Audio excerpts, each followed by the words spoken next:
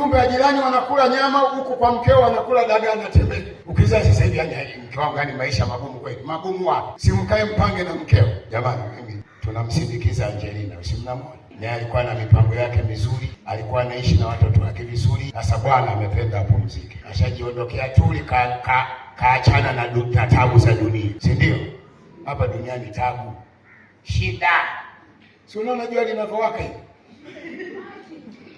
Alafu Mungu saidia, linawaka vibaya, linawaka mpaka mifukoni. Mpaka mifukoni anafanyaje?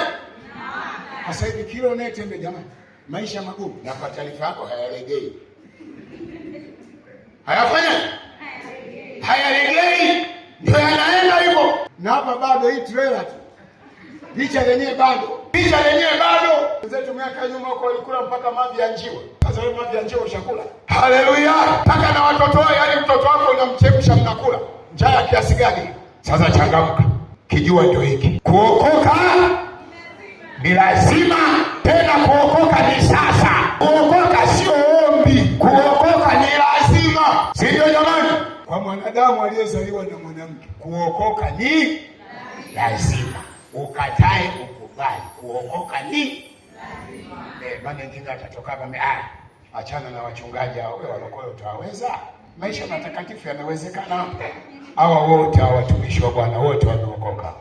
Mwingine akasema waliokoka wote sura zao zimechelewa.